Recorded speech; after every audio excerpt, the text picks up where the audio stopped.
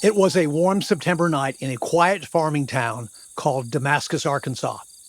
Most Americans went to bed that night unaware that we had come this close to losing an entire state and maybe much more. The year was 1980.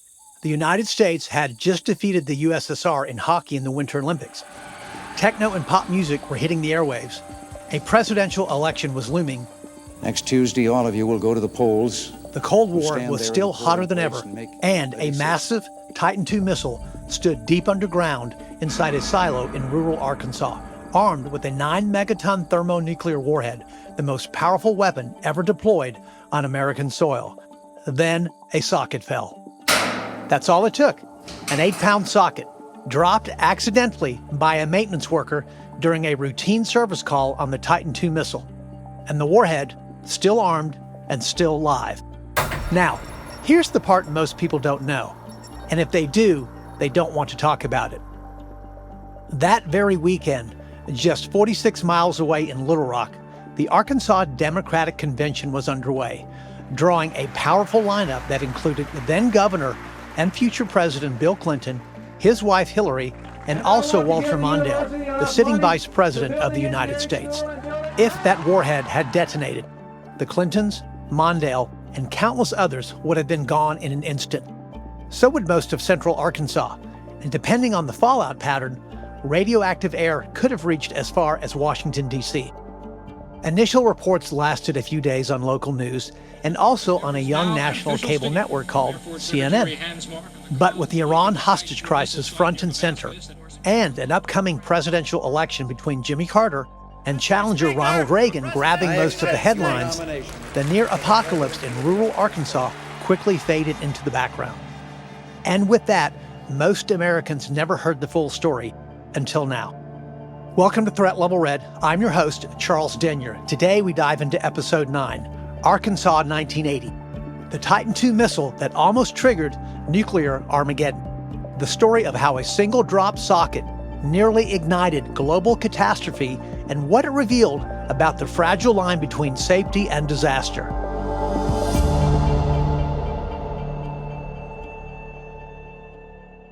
Welcome to Threat Level Red, a Charles Denyer Productions podcast.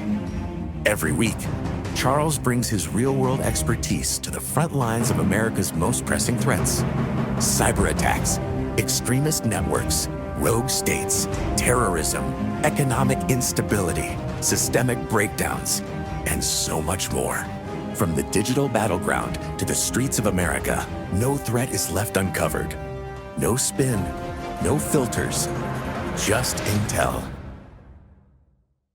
Imagine the world in the late 20th century, a planet gripped by fear, division, and an invisible but deadly chess game that stretched across continents. It was the Cold War, a relentless standoff between two superpowers, the United States and the Soviet Union. Not with open battlefields, but with threats lurking beneath the surface. One wrong move, one misstep, could spiral into unimaginable destruction. Amid the shadow war, the Titan II missile emerged as a towering symbol of America's nuclear might.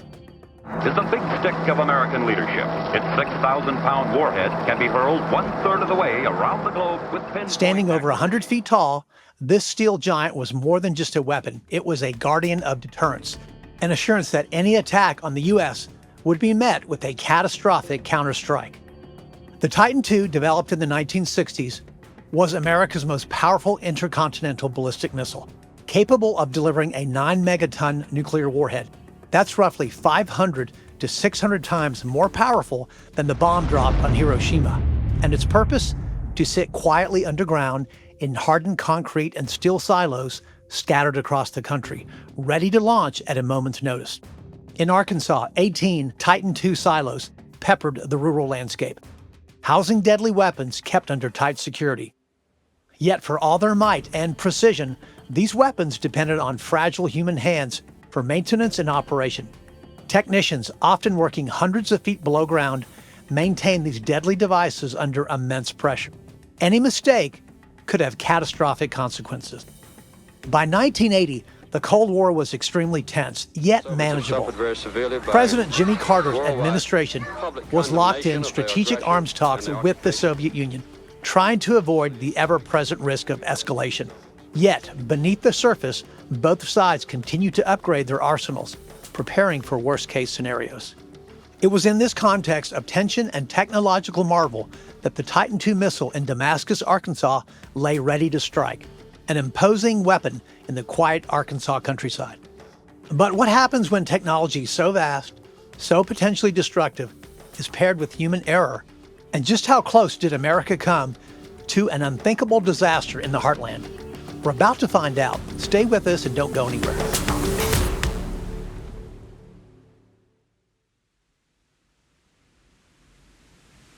At around 6:30 p.m. on Thursday, September 18, 1980, deep inside a Titan II missile silo at Little Rock Air Force Base, disaster was set in motion. Airman David Powell, tasked with checking the oxidizer tank pressure, had brought the wrong tool. A heavy 25-pound ratchet wrench instead of the newly mandated torque wrench. Already suited up underground, Powell chose to continue. The 8-pound socket then slipped from the wrench, plummeting nearly 80 feet and piercing the missile's first stage fuel tank, releasing a deadly cloud of Aerozine 50 fuel.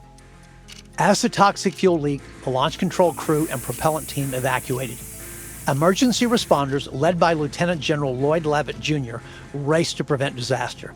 Their greatest fear, collapse of the empty fuel tank causing the oxidizer to contact fuel and ignite.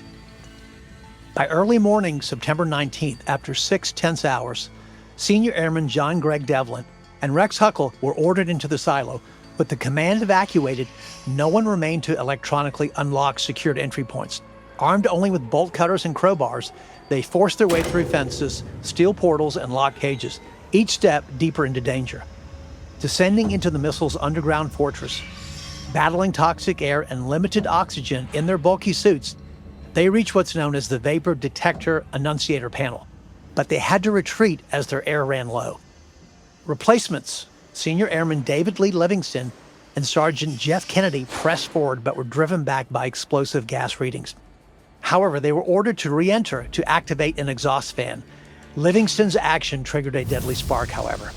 At 3 a.m., the fuel exploded with terrifying force, ripping the 743-ton blast door from its hinges and launching it skyward. The missile's second stage and nuclear warhead were violently ejected, the warhead crashing just 100 feet from the entry gate. What makes this incident even more chilling is that the missile's 9-megaton nuclear warhead, capable of obliterating an entire city or even more, did not detonate. The safety mechanism held, narrowly averting catastrophe. However, how did a single drop socket lead to this near apocalypse? And what exactly went wrong in the emergency process? These questions would ignite investigations and lay bare a series of mistakes, oversights, and design flaws. So, as flames still smoldered in that Arkansas silo, a terrifying reality settled in. The United States had come shockingly close to an unthinkable nuclear disaster. How close was it really? Stay with us, don't go anywhere.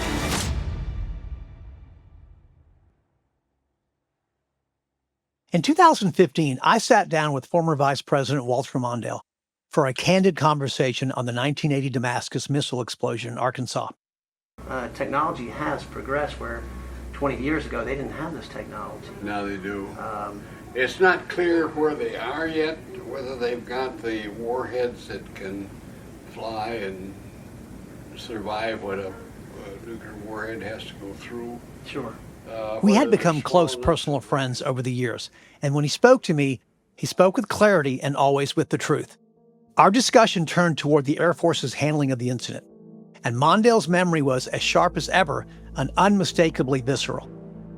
A recent documentary on this very incident in Damascus, Arkansas, had a quote attributed to him during the chaotic hours following the explosion, for which Mondale reportedly said, "God damn it, I'm the Vice President of the United States. You should be able to tell me if there's a nuclear warhead on this missile or not." When I brought up that moment, Mondale didn't flinch, confirming that the exchange indeed happened. However, the exchange was far more intense than the film suggested. The vice president, just one step from the presidency, had been stonewalled by senior military officials unwilling to give him clear answers on what just happened. They weren't giving me answers, he told me. So he says, I told them that I was seconds away from calling the President of the United States directly, not just to demand answers, but to recommend immediate disciplinary action, including termination for any ranking son of a bitch officer who couldn't account for a missing nuclear weapon or tell me what the hell is going on here in Arkansas. But the answers weren't coming. And why? Because the truth was perhaps just too dangerous. The Titan II missile that exploded inside Launch Complex 374-7 on the night of September 18, 1980, was armed with a live 9-megaton W-53 nuclear warhead. And yet, even as fuel burned, alarms screamed, and chaos unfolded on the ground, the Pentagon refused to confirm that simple fact. Not to the press, not to the public, not even to the Vice President of the United States. That is, until Mondale threatened severe action against them. In the days that followed, a carefully managed narrative emerged. The explosion had been contained. There was no nuclear danger. Public statements from military officials tried to calm the storm. But behind closed doors, there was panic. The illusion of infallible nuclear safety had just gone up in smoke. And as the site cooled and investigators arrived, that illusion shattered even further. The official Air Force accident report painted a sobering picture. The Titan II silo, once hailed as a marvel of Cold War engineering, was completely full of vulnerabilities. The missile's fuel system, reliant on volatile propellants, was prone to catastrophic failure from even minor punctures. And that's exactly what happened when a maintenance worker dropped a wrench socket down the silo shaft. But the problem wasn't just the hardware, it was the people, the procedures, the culture. Maintenance protocols were often rushed. Oversight was lax, and the crew that night wasn't properly trained for what would happen when thousands of gallons of fuel began hissing out under extreme pressure. One airman, David Livingston, died trying to help others escape. 20 more were injured. Some would suffer permanent effects. As for the emergency response, it was chaotic.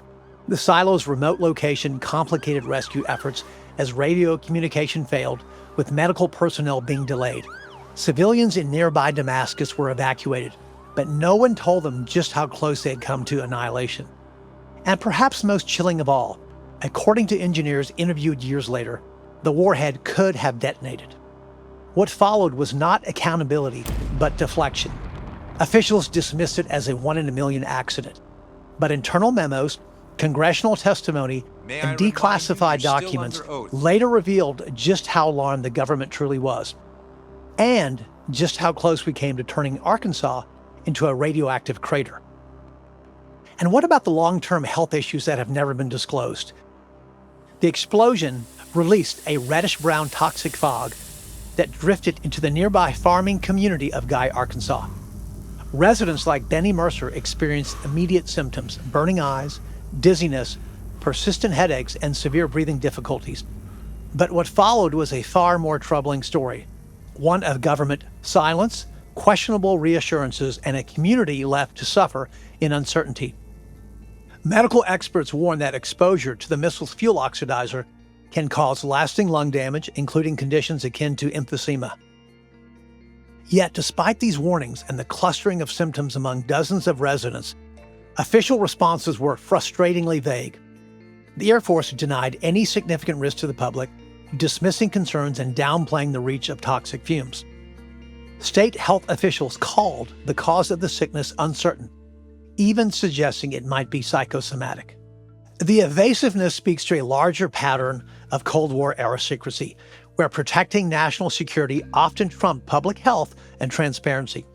Federal investigations were launched, but their findings remain largely classified or undisclosed, leaving families and medical professionals without clear answers or proper medical follow-up.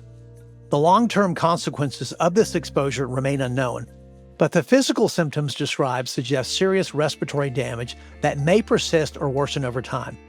Meanwhile, affected communities like Guy, Arkansas were left in the dark, literally and figuratively, about the true dangers they faced. Ultimately, what was the result? A legacy of mistrust. Families of the injured were left in the dark. Civilians were reassured while privately, Officials scrambled to ensure it never happened again. But did they fix the flaws or bury the lessons inside a vault of Cold War secrets? That's what we'll explore up next.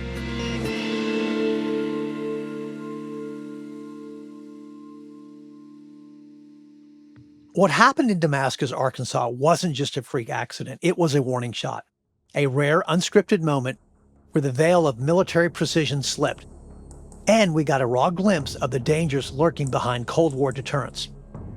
To understand the gravity, let's zoom out for a bit. During the Cold War, the US and the Soviet Union amassed over 60,000 nuclear warheads combined, many on hair-trigger alert. These weapons were spread across land-based silos, submarines, and bomber fleets, ready to launch at a moment's notice in what was called mutually assured destruction, or MAD. It was a policy built on one chilling principle. If you strike us, we'll strike back harder and nobody wins. The Titan II missile was a cornerstone of that doctrine. However, Damascus shattered the illusion that these systems were bulletproof. It proved that even without a Soviet missile in sight, catastrophe could strike, and strike from within. And it wasn't the only near miss. In 1961, a B-52 bomber accidentally dropped 2 hydrogen bombs over North Carolina, one of which came within a single electrical switch of detonating. In 1979, a computer glitch at NORAD triggered false alerts of a Soviet missile launch, bringing the United States to the brink of a retaliatory strike.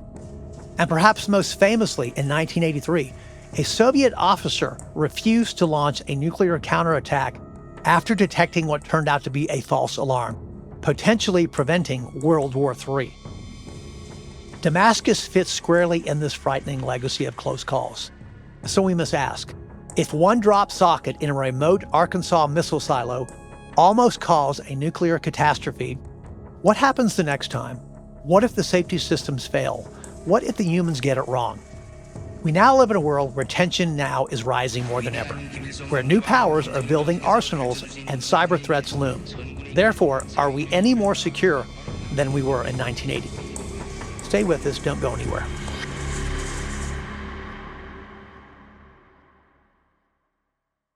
Senior Airman David Livingston died from injuries sustained during the rescue effort. By all accounts, he was brave to the last moment, entering the silo to save his fellow technician, despite the deadly fumes that had already filled the space. Livingston's death wasn't just a tragedy, it was a symbol of the human cost of the Cold War.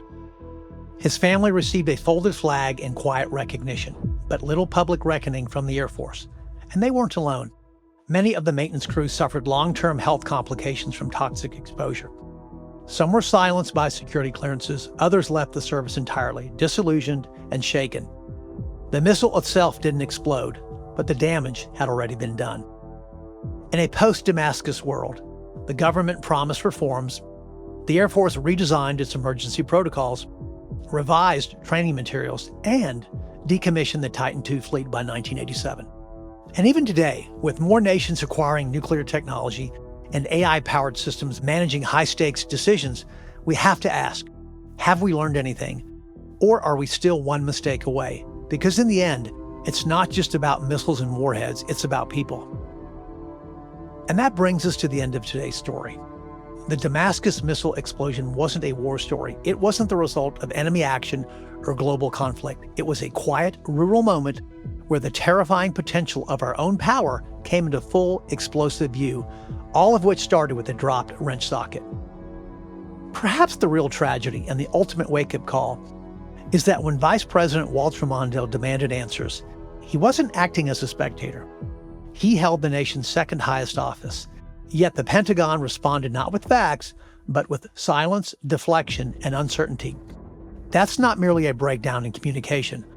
It's a breach of accountability and trust. In our next episode, we leave behind the quiet farmlands of Arkansas and cross the Atlantic into the heart of Europe. There, we'll uncover the dark, calculated rise of ISIS and the deadly jihadist assaults that rock cities from Paris to Brussels. Thanks for listening. I'm your host, Charles Denyer. This is Threat Level Red. Threat Level Red is a Charles Denyer Productions podcast. For more information, Visit charlesdenyer.com to learn more about current and upcoming podcasts and episodes, current and future book publications, professional services offered by Charles, and much more. All opinions expressed are those of the host and do not reflect the official positions of any government agency, military branch, or national security organization.